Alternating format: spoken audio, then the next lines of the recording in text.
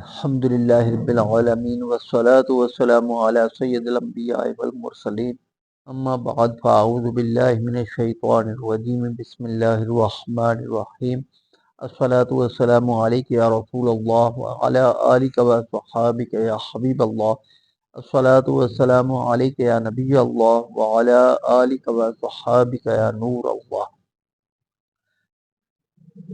میٹھے میٹھے اسلام بھائیوں، الحمدللہ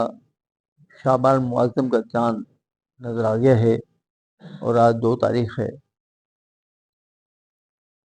شعبان کے بارے میں پیارے اللہ عز و جل کے پیارے حبیب صلی اللہ تعالیٰ علیہ وآلہ وسلم کا فرمان ہے کہ رجب اللہ عز و جل کا مہینہ ہے، شعبان معظم یہ میرا مہینہ ہے، اور رمضان میری امت کا مہینہ ہے۔ ایک اور حدیث پاک میں ہے کہ رجب المرجب میں جو عبادت کی جائے وہ اس طریقے سے کی جائے جیسے کہ اچھی فصل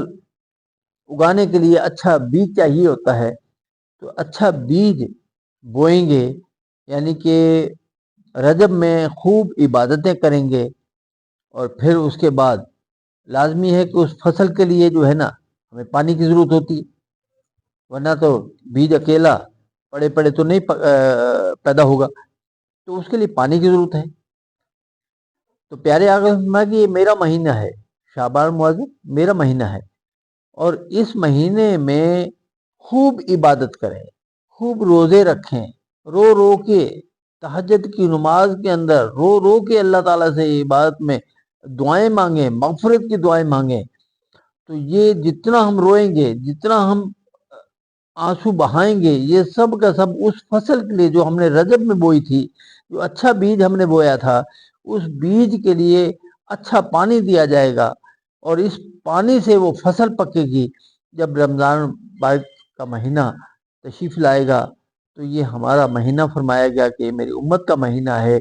اور میری امت کا مہینہ لازمی ہے کہ وہ فصل کاٹنی ہے، اچھی فصل بوئی ہوگی، اچھا بیج بویا ہوگا، اچھا پانی دیا ہوگا، پھر رمضان مبارک میں بھی خوب اچھی طریقے سے عبادت کی ہوگی، خوب تلاوت قرآن پاک کی ہوگی، خوب جو ہے نا اچھے انداز میں روزے جو حق ہے روزہ رکھنے کا وہ ہم نے رکھے ہوں گے، تو پھر یہ فصل جو پکی ہوئی فصل ہے اس کا ہمیں انعام و کرام اللہ تبارک تعالیٰ ہمیں عطا فرمائے گا۔ اور ایک حدیث پاک میں تو کہ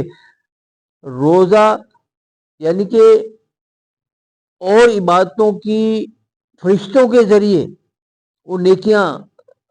انعامات وہ دیے جائیں گے، لیکن اللہ تعالیٰ فرماتا ہے کہ روزے کا انعام میں خود دوں گا، کہ روزہ میرے لیے ہے۔ تو اللہ تبارک تعالیٰ ہمیں اس شعبان معظم کے اس مہینے میں خوب اچھے طریقے سے عبادت کرنے کی توفیق عطا فرمائے۔ ویسے بھی رمضان مبارک کا مہینہ تشریف لا رہا ہے، اور روزے رکھنے کے جو انداز چل رہے ہیں آج کل، کچھ لوگ رکھتے ہیں کچھ لوگ نہیں رکھتے، تو اگر اسی مہینے سے اگر ہم روزے رکھنے شروع کر دیں، چلو پورے مہینے کے نہ صحیح، لیکن جو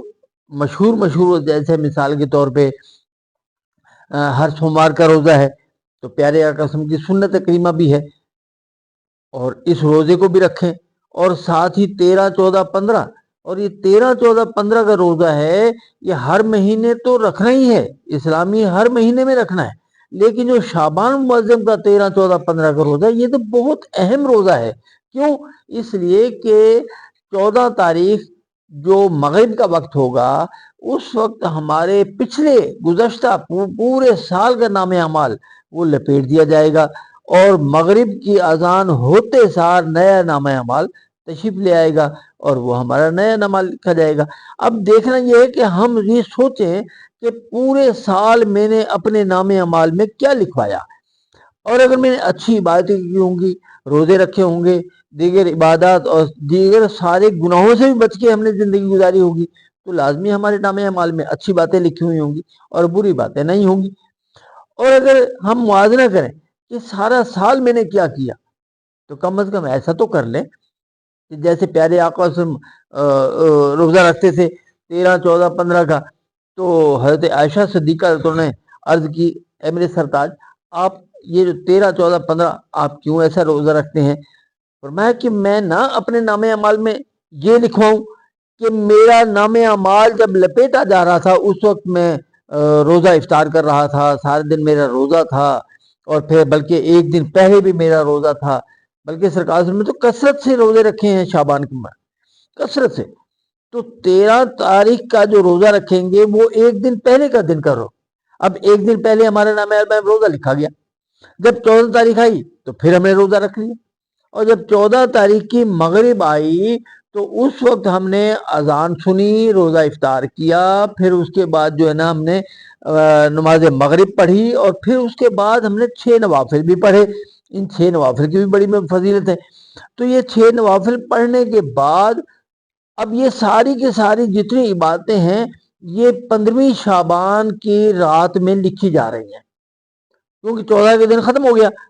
اور ابھی 15ویں شعبان جو ہے اس کی رات شروع ہو چکی ہے مغرب سے، اور پھر یہ سارا کا سارے ہماری نیکیاں جو ہے مسلسل، اب خود دیکھیں اندازہ لگائیں کہ ہم نے جب اپنے سال کا اختتام کیا تو اس وقت ہم نے روزہ رکھا، ہم روزے سے تھے، یہ بھی ہمارے نام اعمال میں لکھا گیا، اور جب ہم 15ویں شعبان کو اپنے نئے نام اعمال میں جو نیکیاں لکھوا رہے ہیں وہ روزہ افطار سے، پھر دیگر عبادتوں سے، یہاں تک کہ ہم 6 نوافل پڑھنے کے بعد خوب ذکر و دعا اور درود شریف کثرت، اور پھر اگلے دن ہمارا 15ویں دن کو جو ہے نا روزہ ہوگا، یعنی رات کو جو سحری کریں گے وہ سحری کا ثواب بھی ملے گا۔ اگر ہم ساری رات جاگے اور شب بیداری کی، اور شب بیداری کے اندر ہم نے مطلب دیگر باتیں کی، نوافل پڑھے کثرت سے، اور دعائیں کی، ذکر کیا، خوب درود و سلام پڑھا، خوب تلاوت قرآن پاک کی، تو یہ ساری کی ساری نیکی ہماری 15ویں شعبان کو لکھے گئی، یہاں تک کہ ہم نے جو ہے نا سحری کی، اور سحری کے بعد ہم نے فجر کی نماز پڑھی، پھر ہم نے جو ہے نا ذکر و دعا اور نیکی کی دعوت، درس وغیرہ کا سلسلہ، یعنی یہ سب جب ہم نے کیا تو یہ سب کا سب 15 تاریخ کو جو ہے نا ہماری نیکیاں لکھی جا رہی ہیں، یہاں تک کہ ہمارا 15 تاریخ کا دن میں روزہ بھی ہوگا۔ تو یہ ہمارا سٹارٹ، یعنی نئے نام اعمال میں جو ہمارا سٹارٹ ہو رہا ہے، یہ کتنی اچھی عبادت سے ہمارا سٹارٹ ہو رہا ہے، اور اللہ کرے کہ اس پہلی رات کے اندر جو ہم نے عبادتیں کی، اللہ تعالیٰ سے مانگا، اپنی روزی کے بارے میں مانگا، اپنے جو ہے نا ہر قسم کے گناہوں سے بچنے کے لیے جو دعائیں مانگی، اللہ کرے کہ ہماری وہ دعا اس رات قبول ہو گئی ہو، اور پھر ہمارے نئے نام اعمال کے اندر جو ہے نا گناہوں سے بچتے ہوئے ہماری زندگی گزرے، اور یہ جو اگلا سال جو شروع ہوگا وہ ہمارا سارا کا سارا برائیوں کو چھوڑتے ہوئے خوب خوب نیکیاں کرتے ہوئے گزرے۔ اللہ تبارک تعالی ہم سب کو جو ہے نا نیک عمل کرنے کی توفیق عطا فرمائے، اور ہمارا پچھلے سال کی جو گناہ ہیں وہ اللہ تبارک تعالی اپنے فضل سے ہمیں معاف فرما دے، اور ہم اگلے سال کے جو